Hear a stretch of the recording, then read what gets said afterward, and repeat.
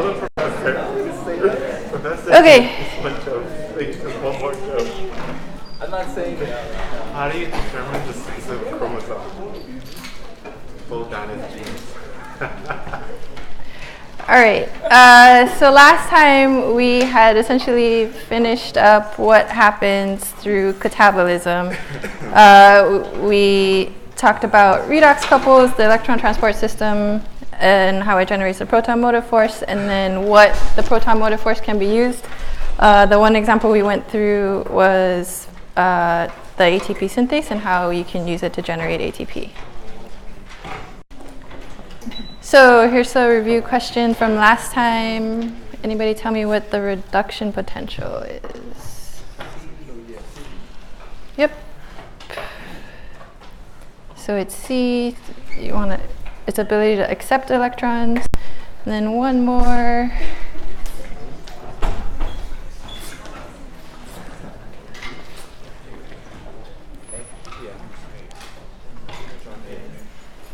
Yep, A.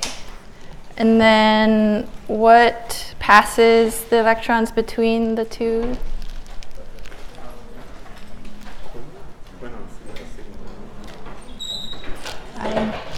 I heard one answer down here. Anybody else going to tell me what passes the electrons between? So these are these two types of enzymes are the beginning and the end of the ETS. What happens? How does the electrons get between these two?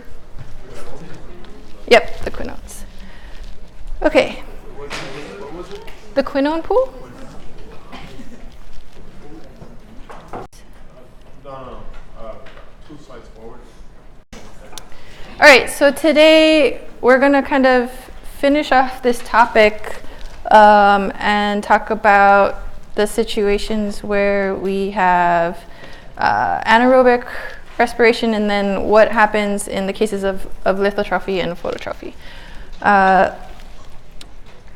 So these guys?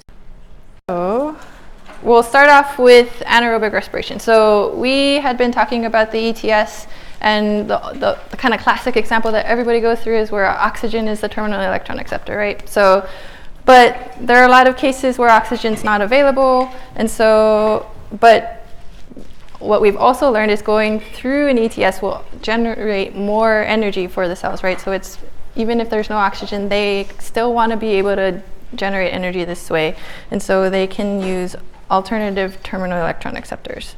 So in the case of E. coli, they can actually use several different terminal oxidoreductases to reduce alternative terminal electron acceptors, whether they're inorganic, such as nitrate and nitrite, or organic, such as fumarate. So in all of these cases,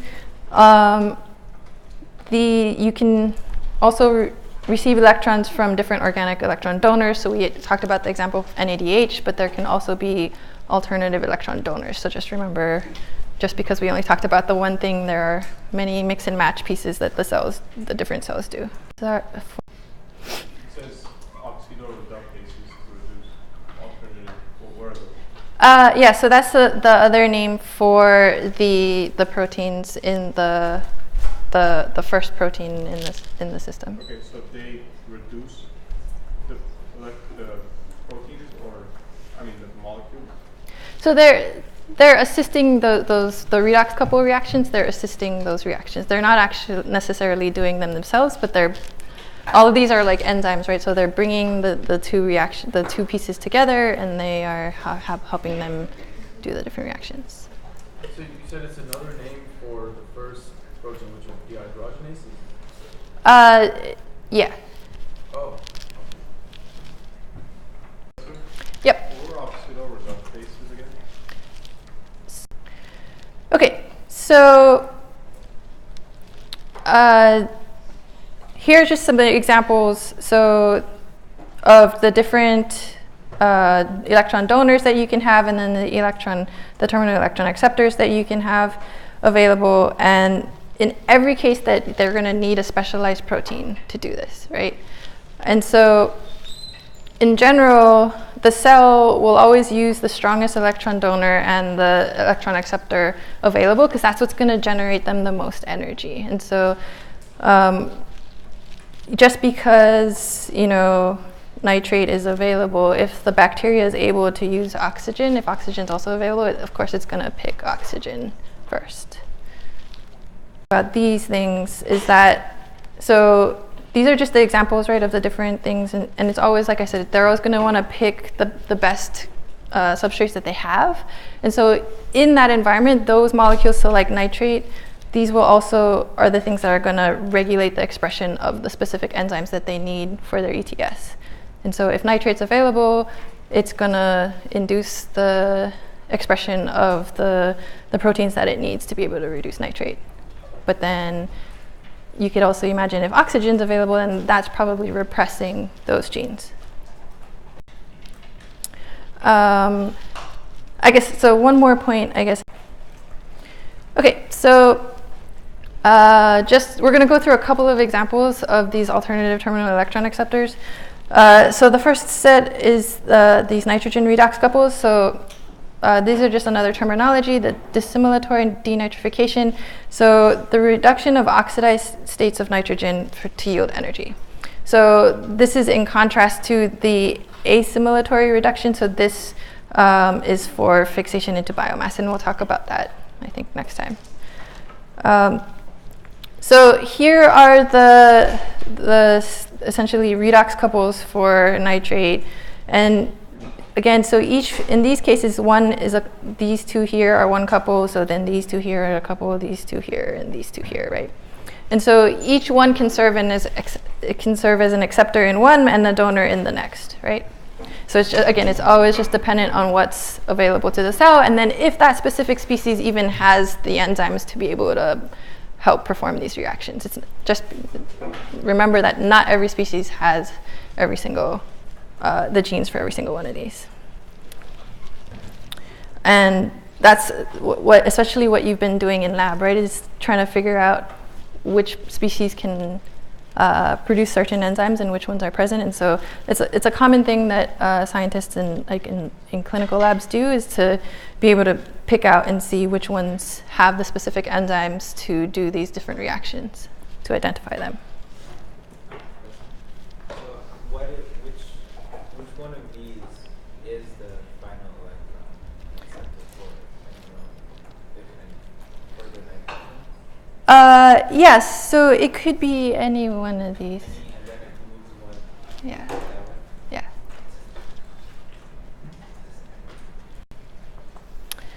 So now in the case of sulfur, so these redox potentials are generally lower than those for the nitrogen examples that we just went through, but again, cell's going to use what it can. So in this case, it's going to go from sulfate to sulfite to thiosulfate, elemental sulfur, and then finally hydrogen sulfide. Same story, right? These are the couples here. It's just dependent on what's available and if the cell has those genes to be able to do that. And then kind of the last example that we'll talk about as far as alternative terminal electron acceptors, cells can actually use metals. So the most common ones are the iron and the manganese, but essentially anything that has these multiple redox states that they can shift between can be used. One of the challenges with the metals is that a lot of these are insoluble, right? And so they can't actually make it into the cell. So then the cell has to have the enzymes that are like out at the edge of the membrane so that they can interact with the metals outside of the cell. So there's just another complication that they've had to evolve these proteins for. So again, we've been kind of talking about this in the context of anaerobic environments, right? So one example of that is at a bottom of a lake. And then, so what happens, again, it's the cells are going to use the best sources that they have, but the cells also only have specific enzymes. So if, like E. coli can use many different things, but so other specific bacteria can only metabolize using certain electron acceptors. And so they might find themselves in different niche areas where they grow at different parts. And so in these cases, you might say that this is kind of showing you the kind of cascade of the best available electron acceptors as you go lower and lower. right, into the lake. But in the end, usually that also means it's a different bacteria using these different sources.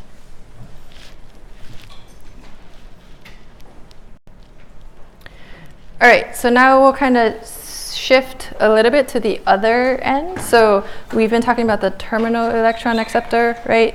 And so in anaerobic respiration, but now we'll talk about lithotrophy and methanogenesis. So this now is we're talking about the other end, the one that we're talking about the species that are going to donate the electrons at the start of this whole process. So in lithotrophy, the reduced minerals and single carbon compounds serve as electron donors, so that's the key for the ETS. Nearly all lithotrophs are bacteria and archaea. Again, as you can expect, there's many kinds of electron donors, and again, the same theme is they all require specialized protein for that. Here are just some examples, and we're going to talk about a few of them in the next coming slides. But again, they all have these kind of different kinds of names for them depending on what they're using. But here, the list here is the electron donors and then the electron acceptors. All right, so again, just to mention a few of them. So you can use iron again, and so you can do oxidation by either oxygen or nitrate. And this is the reaction. So this is one of the cases where just kind of showing you what in the picture what this looks like. So remember now that these iron ions are not soluble in water, and so you have the protein out in the membrane that's ready to interact with it out in the outside of the cell. So the next one we'll just talk about is nitrogen. So again, remember we talked about how they can be acceptors and donors. In this case, we usually think of these species here as the start for the electron donors. The one kind of reaction that we pull out is this Anammox reaction. This takes the ammonium with the nitrate to nitrogen gas. This one is of note just because we use this type of reaction in wastewater treatment plants. We'll just go through all these first. So again, sulfur oxidation, same idea. These are the different states of sulfur that we can use. And then the key one here is the hydrogen, so hydrogenotrophy. So these ones, so in the case of hydrogen, this is the only one that actually is a stronger electron donor than most organic compounds. So in the case of all of these other ones, you're usually, they're not as good as donating electrons as say your organic like glucose, for instance, right? So these are always going to generate less energy than glucose, but with the exception of hydrogen. So hydrogen is the one that is actually a stronger donor than a lot of the organics. Do you want us to know all the reactions? In the sense of if I were to ask you, is this one going to be the donor or am I going to use this as the terminal electron acceptor? Could you be able to tell that? So you mentioned this is the strongest. Yeah. Was that your question? Same question. Okay. Again, and so this is just to show you that each one of these is going to have a new set of protein systems and a different kind of ETS that they've had to modify for handling each one of these different kinds of substrates. So hydrogen also plays a key role in methanogenesis, and because as we get down here, so hydrogen is what is actually used to reduce the CO2. But so in general, methanogenesis, the reduction of CO2 and other single carbon, there's missing an N here, carbon compounds to methane. So again, this supports a major group of archaea known as methanogens. This right here is the simplest form of methanogenesis involving the hydrogen. So again, this generates lots of energy this way. And these kinds of reactions provides niches for these methanotrophs. The prokaryotes that oxidize methane with terminal electron acceptor, such as oxygen, nitrate, or sulfate. So just because they're using different donors doesn't mean that, again, you're still going to mix and match these with the different terminal electron acceptors that we had talked about earlier.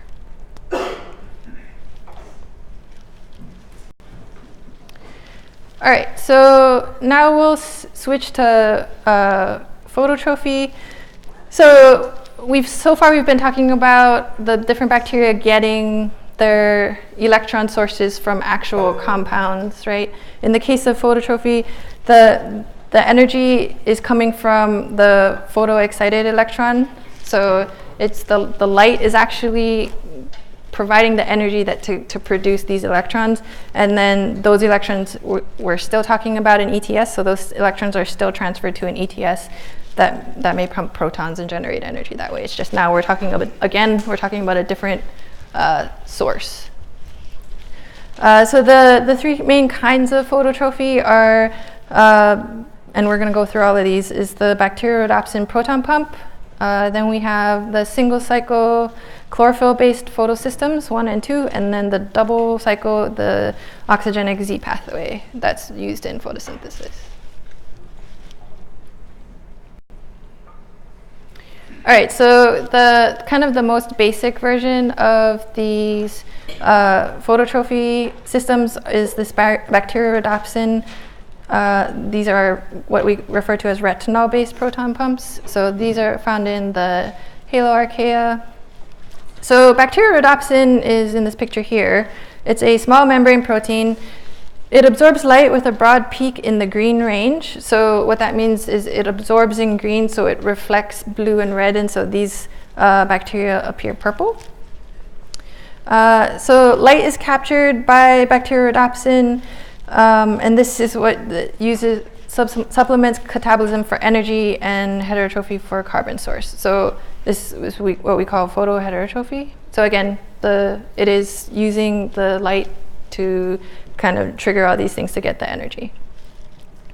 So in the case of the bacteriorhodopsin and essentially all of these phototrophic organisms, so the key now is that they need to be able to maximize their light collection, right? So and you can imagine in ETS maybe you only need a couple of these proteins around, but now the bacteria really want to be able to collect as much light as possible. So if you can imagine, just because it's sitting in one spot and the light doesn't exactly hit it in the right spot, then it just missed out on all of that, right? So what they've developed ways is to essentially pack as many of these photoreceptors as they can in different membrane structures, and we'll see what all of those look like in the other examples.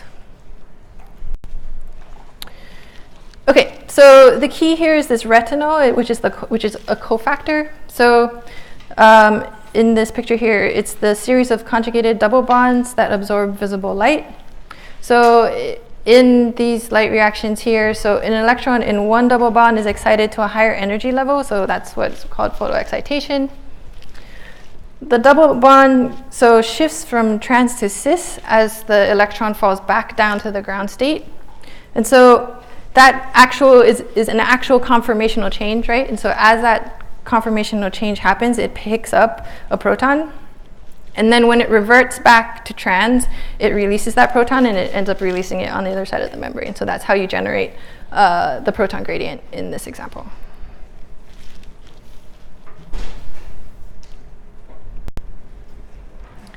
All right, so the retinol-based ones is just the one example. So now we'll go into these chlorophyll systems for photoexcitation and photolysis. We'll do a little bit of background first before we get into the other, like the photosystems, describing the actual photosystems. So photolysis is light absorption coupled to splitting of a molecule.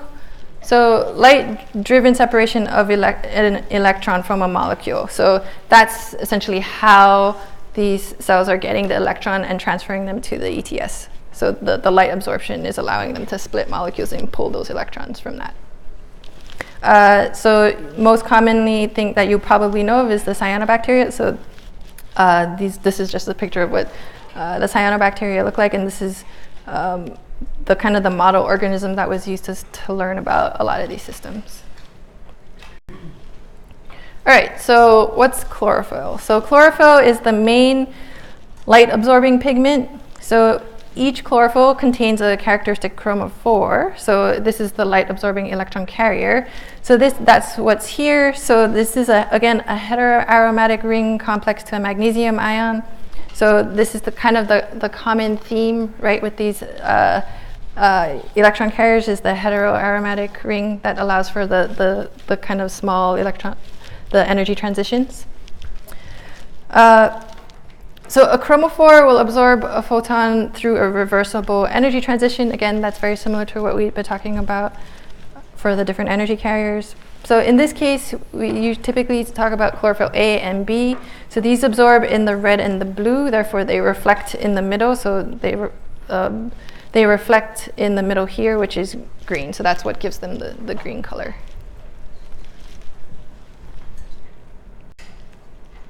All right, the next key structure is the antenna complex and the reaction center. So the light photons, they cannot be transported or concentrated in a compartment. So this is something that's different than when you think about actual molecules, right? You can think about how the cell can just kind of collect molecules when it needs it, and they kind of balance the different solutes that they have in the cell. But in the case of light, they can't actually just like, oh, I'm going to store this light for later, right? They can't concentrate light in the cell. And so the light has to be captured by absorption. And so again, this gets back to the idea of they need to have the most chance, the most efficiency at being able to absorb light. So essentially they create these arrays, and so the larger the array of the absorptive molecules, the more photons that they'll be able to capture. And so this antenna complex, which is pictured here, is essentially many molecules of chlorophyll arranged in a satellite dish kind of shape.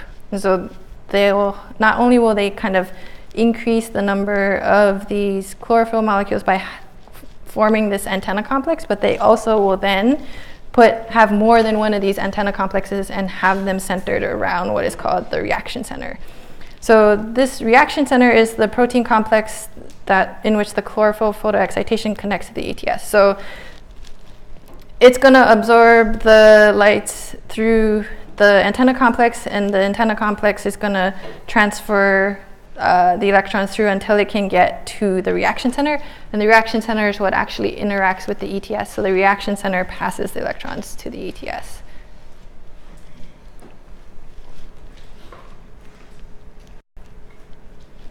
All right, so this is something we talked about in the first section of the class, right?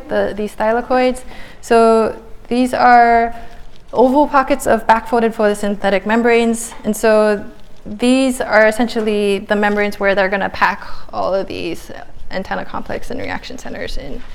So this is what one kind of looks like, but here this is a picture. So it's not like it just has one of these thylakoids, it's going to have a ton of these in one cell.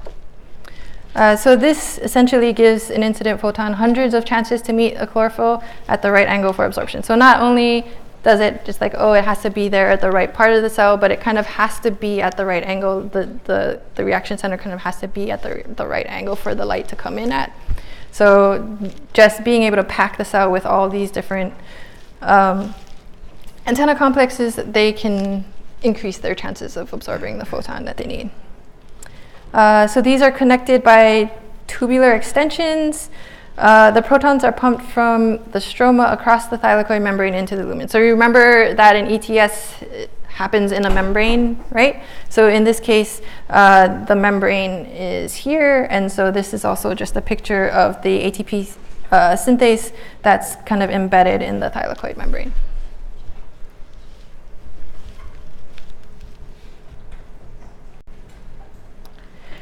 All right, so now we'll start talking about these different photosystems. So Photolysis and electron transport occur in 3 different kinds of systems, and these tend to happen in different classes of bacteria, right? So it's not like, oh, one species are going to have all 3 of these systems. These happen in different species of bacteria. So we'll go into each one of these, but just to kind of summarize them. So we have anaerobic photosystem 1, so with PS1, it receives electrons associated with hydrogens from one of these different compounds. They're generally chlorobia and chloroflexi.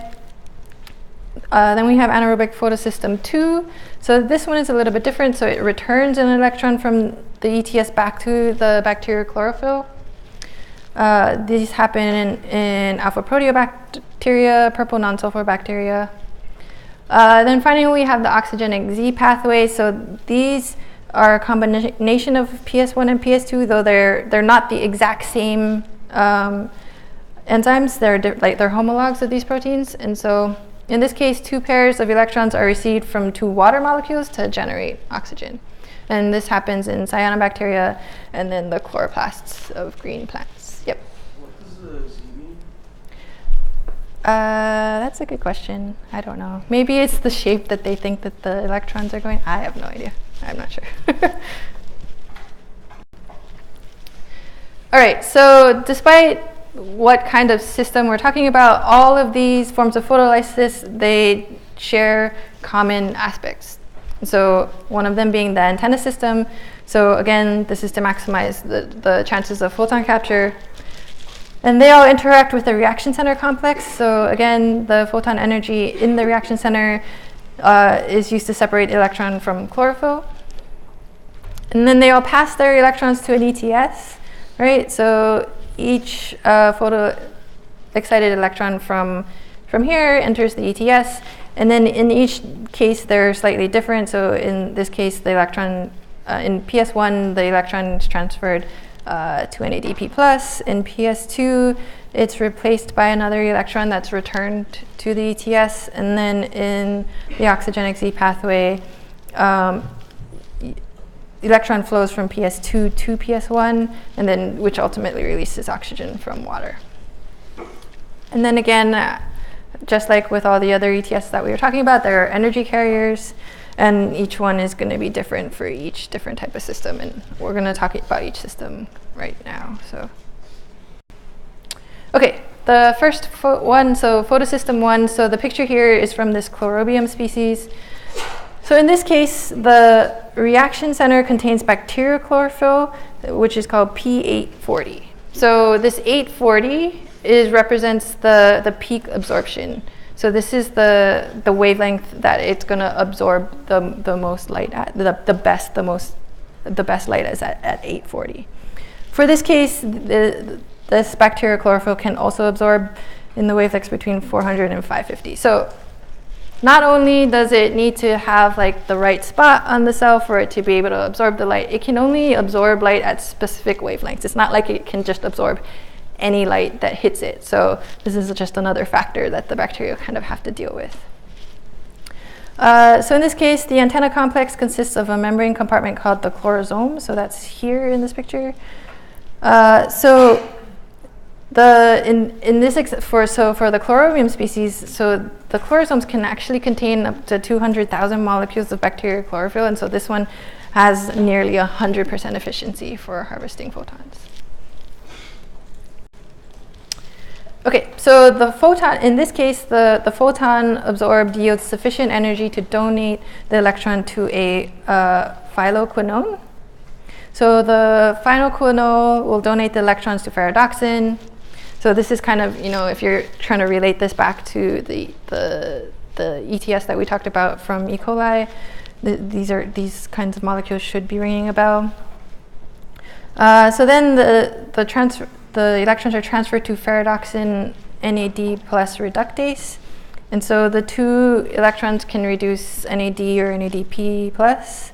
And then, so you get this NADPH, which provides reductive energy for CO2 fixation and for biosynthesis. But it also generates a proton gradient so that they can drive ATP synthesis.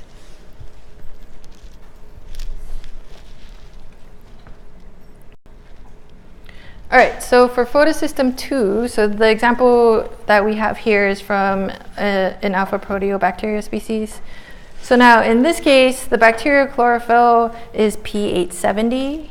So now this is gonna absorb light in the range of 800 to 1100 nanometers.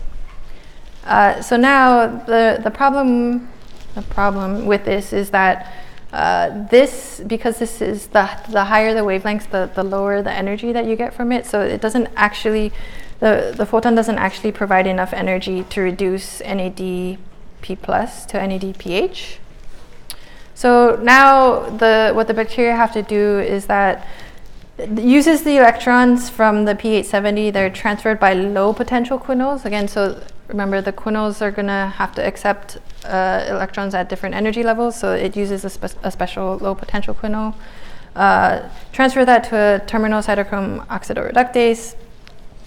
So the QH2, they pass the electrons while moving 2 protons across the membrane. So even though it couldn't generate NADPH, it can still pump protons, so it's still generating proton gradient.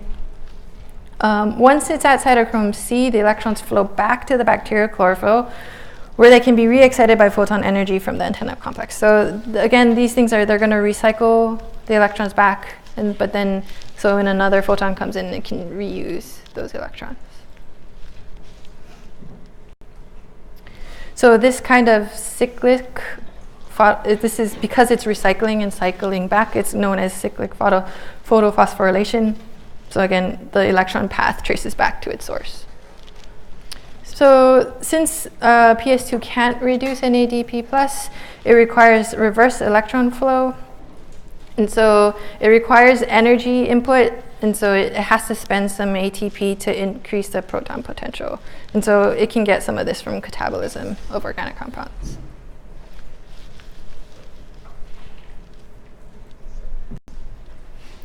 All right, so now the oxygenic Z pathway. So the common examples for these are cyanobacteria and chloroplasts. So these combine the key features of PS1 and PS2.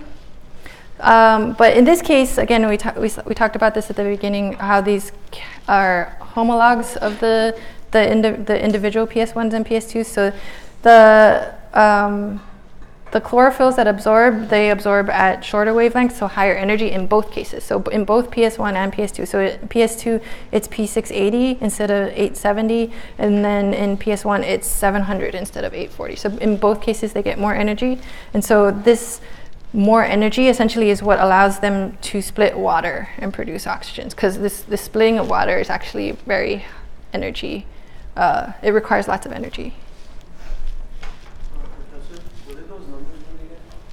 These are the wavelengths, so the maximum, kind of the peak, the best wavelength that they're going to absorb light at. So these are, all of these numbers are like nanometers, they're wavelength numbers. So in this case, the antenna complex is what's in the phycobilizome. So in PS2, so this is in PS2, this is where the splitting of water is occurring. The electrons are transferred to quinones, and then again, protons are pumped through this cytochrome BF. So again, this one, it's going to generate more energy. So for each 2 water molecules to oxygen, you can get a max of 12 protons pumped. BF is just the name of it. Yeah, where is it? Yeah, so it's like the specific cytochrome. Yeah.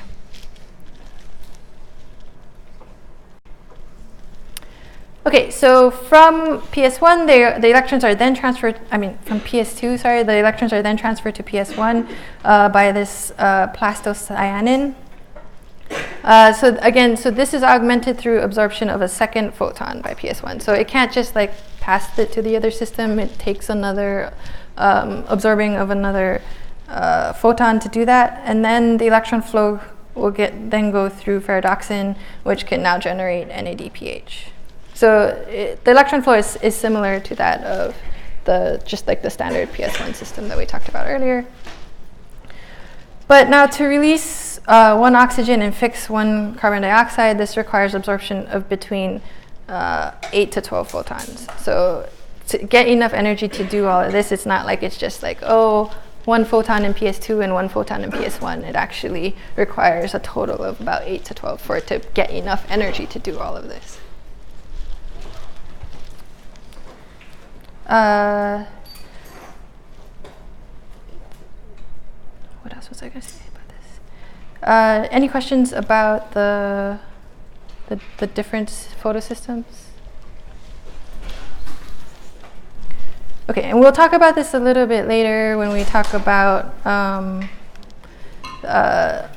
biosynthesis next time, but you can, the cells will actually have the opportunity to be able to turn on and off this system, because remember now it's actually creating oxygen in this system, which is key for other steps. All right, so we'll have quiz 3 today.